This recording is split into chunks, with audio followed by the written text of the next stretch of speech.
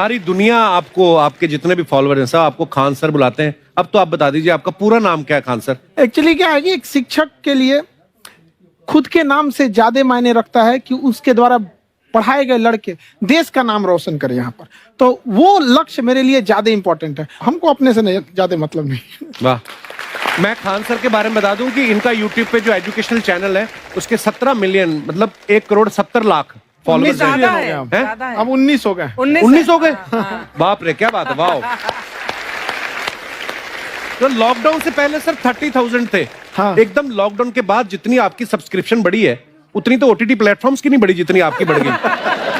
ये नेक काम की शुरुआत कैसे हुई थी खान सर? लॉकडाउन से पहले हम लोग ना ऐसे फिजिकली क्लास में ज्यादा पढ़ाते थे। अच्छा जी। क्लास में भी बहुत भीड़ रहती थी, लड़के पढ़ नहीं पाते थे। मजबूरी हो गई लॉकडाउन के बाद यूट्यूब पर पढ़ाना, क्योंकि दूसरा कोई ऑप्शन ही नहीं था।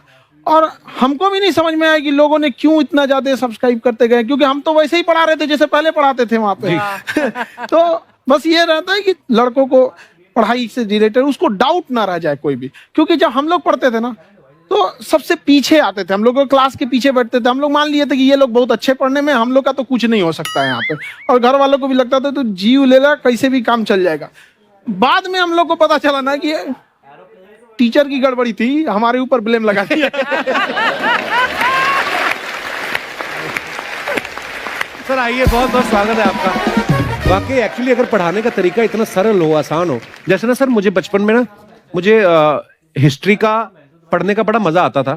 बड़ा होके पता चला कि मेरा हिस्ट्री में तो था इंटरेस्ट, पर मुझे कहानियां पढ़ना अच्छा लगता था जी। आज मुझे थोड़ा लिखने का भी शौक है, एक आध कुछ शायद फ्यूचर में चल के आप वो भी कुछ ऐसा देखें, तो मतलब मुझे शौक है लिखने का। अब जाके समझ में आया कि वो क्यों अच्छा लगता था, उसमें कहानी होती थी।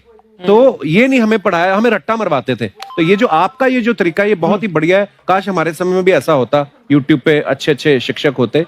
हालांकि हमारे टीचर भी बहुत अच्छे थे, लेकिन इतने डिटेल में खान सर मैंने आपके वीडियोस देखे हैं, मतलब जिस सब्जेक्ट को आप जानते भी ना हो और अगर लेक्चर देखें और सुने तो उसमें इतनी रुचि पैदा हो जाती है। बिकॉज हम सब टीचर्स के द्वारा ही पढ़ाए गए हैं और हमारे अच्छे टीचर्स भी रहे हैं, लेकिन जरूर आप में एक बहुत ही खास बात है कि आप हर सब्जेक्ट को बहुत इंटरेस्टिंग बना देते हैं। और थैंक यू। इसमें क्या है ना, टैलेंट जो है ये टीचर्स को विजुअल ट्रेनिंग कैसे देनी है, तो बताया अभी कपिल जी ने। कहानी, मैं एक छोटा प्रश्न पूछता हूँ, असैसिनेशन की स्पेलिंग किसको मालूम है? लोग बिलीव नहीं करेंगे लेकिन मुझे मालूम है। असैसिनेशन की स्पेलिंग होती है भाई एस माने गधा, गधे के ऊपर एक और गधा, एक और एस, उसके ऊपर आई मतलब मैं पूरा, और मेरे ऊपर पूरा देश नेशन, एस आई नेशन। तो ASSASSI मैं ये जितना विजुअल कर दें पढ़ाने को, जितना आसान कर दें। वो याद नहीं होता था रेडियो किसने बनाया, बोला रेडियो चल नहीं रहा, इसको मार थप्पड़ मार, कोनी मार, कोनी मार, मार कोनी ने बनाया, याद हो गया, मार कोनी ने बनाया। जितना विजुअल कर दो।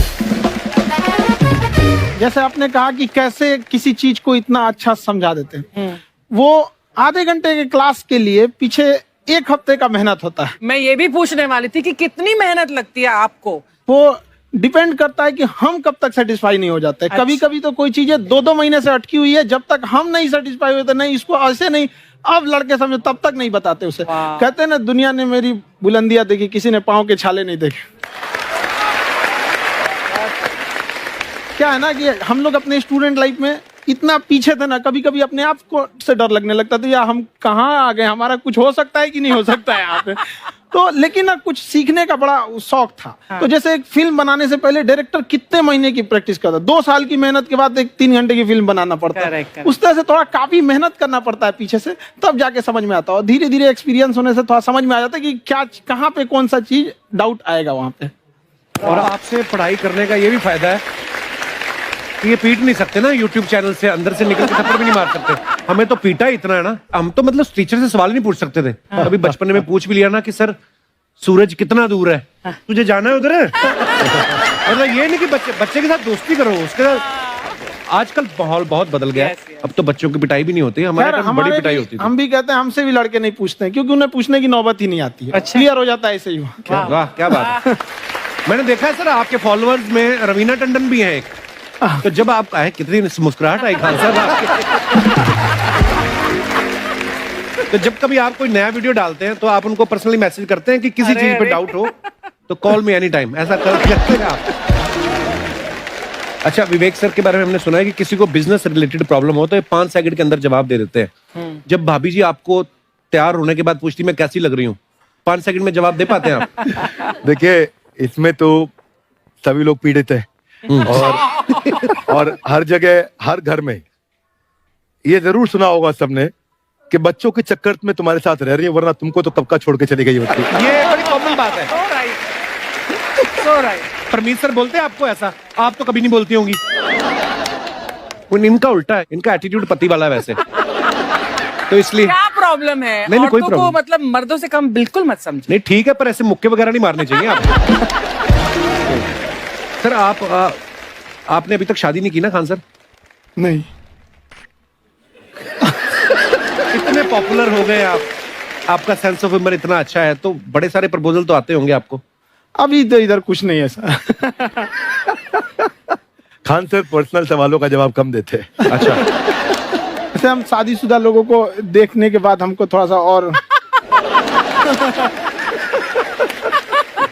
अच्छा, कई बार ना इंसान ज्यादा मोटिवेशनल स्पीकर्स को सुन लेना तब भी कंफ्यूज हो जाता है। कोई कहता है बड़े सपने देखो, गाड़ी लो, बैंक बैलेंस बनाओ।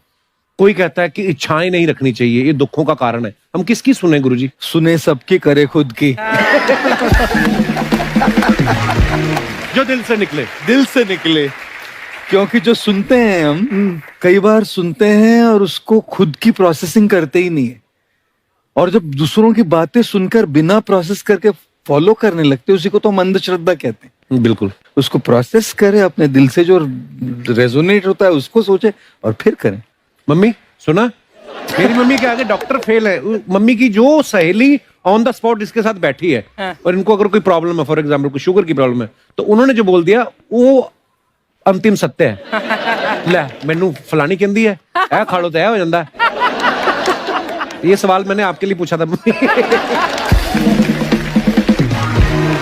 आई want to ask Khan sir कि आपका एक एपिसोड था ट्रेन के बारे में, कि ट्रेन में ऐसा क्यों होता है, शुरुआत में ऐसा हुआ था, ये यहाँ पर बोगी के लिए ये कनेक्शन, तो ये सोर्स क्या होते हैं आपके, कहाँ से आपसे ढूंढ सुन के लेंगी, लाते उसके हैं? बाद खुद का चैनल शुरू करेंगी। कुछ चीजें तो ऐसे डायरेक्टली मिल सकती हैं, और नहीं तो वहाँ ऑन द स्पॉट जाके वहाँ पे पूछ लेते। जो वर्कर होते हैं ना, उन लोग को ज्यादा आइडिया रहता है, उन लोग से वो पूछ लेते हैं कि ये कैसे काम करता है, तो वो ज्यादा कोशिश करते हैं कि हम किसी चीज को खुद से अगर जाने रहेंगे तो ज्यादा अच्छे से डिलीवर कर सकते हैं। तो कई बार वहाँ यार्ड वगैरह में भी चले जाते हैं पता करने के लिए। लेकिन बहुत इंटरेस्टिंग था। हवाई जहाज पर भी बनाइए। आप कहती हैं तो एक उस पर भी बना ही देंगे। बहुत शुक्रिया जी। अच्छा सर, कई बार ना माँ बाप भी, जो मैं ये कहूंगा कि उनकी गलती होती है कि अगर बच्चा आपका 4-5 साल का है, आप शुरू से उसके मन में डालना शुरू कर देते हो कि ये तो इंजीनियर बनेगा। हो सकता है बाप इंजीनियर हो, वो चाहता है कि जरूरी तो नहीं है। अब मेरे पिताजी पुलिस में थे जी, मेरे मामा सब आर्मी में थे, मैं अकेला इस फील्ड में निकला है, मुझे ये चीज अट्रैक्ट करती थी। ये कहाँ तक सही है सर? जी, मेरे हिसाब से तो बच्चों पे कभी प्रेशर नहीं डालना चाहिए, लेकिन साथ ही साथ हमको ये भी देखना चाहिए कि जैसे एल्बर्ट आइंस्टाइन ने एक बहुत अच्छी बात बताई थी, अगर एक खरगोश हो, एक बंदर हो, एक हिरन हो, एक शेर हो और एक मछली हो, उन सब को आप एक कतार में खड़ा कर दीजिए और उन सब के लिए एक ही टेस्ट हो कि आप पेड़ पे सब लोग कैसे चढ़ पाए। बहुत ओके, अब सबको एक टेस्ट कैसे दिया जाए? मछली तो आत्महत्या कर लेगी सोच के कि मैं तो कोई पास ही नहीं होंगी, ये मछली कैसे पेड़ पे चढ़ेगी? राइट। लेकिन कई बार ऐसे हो गया ना कि एजुकेशन सिस्टम ऐसी बन गई कि बस ग्रेड्स हो गए, सब्जेक्ट्स पढ़ने हैं, Right. जो भी किया है, और वो भी जरूरी है, लेकिन वो करते करते बच्चों की जो इंटरेस्ट है, बच्चों की जो पैशन है, उसमें उनको एंकरेज करना बहुत ज्यादा जरूरी है। एक पिताजी एक बार अपने बेटे को ऐसा चाटा मारे जोर से, तो पड़ोसी ने पूछा क्यों मार रहे जी? बोला कल रिजल्ट है इसका। कल रिजल्ट? तो बोले रिजल्ट कल है ना साहब, तो आज क्यों मारने? कल बाहर गाँव जा रहा हूँ, कल का काम आज निपट के करता हूं।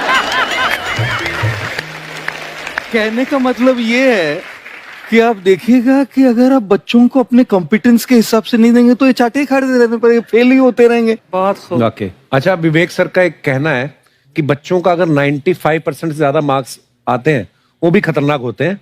75 से 85% वाले जो बच्चे होते हैं लाइफ में बड़ा अच्छा करते हैं। अच्छा। कभी किसी पेरेंट्स ने आगे कहा है कि आपकी वजह से मेरा 95% वाला बच्चा 75 पे आ गया? नहीं, बेसिकली 95%, देखिए स्कूल में जो पढ़ाई हो रही है, जो बताया, वो classroom based conceptual theoretical approach है। और उसमें बच्चे को क्या चाहिए, एक कॉन्सेप्ट होता है कि जिस सब्जेक्ट में 10 में से 3 आ रहे हैं उस पर फोकस करने की जगह वहां फोकस करो जिसमें 10 में से 7 आ रहे हैं, ताकि उसका सुपर स्पेशलिस्ट बने।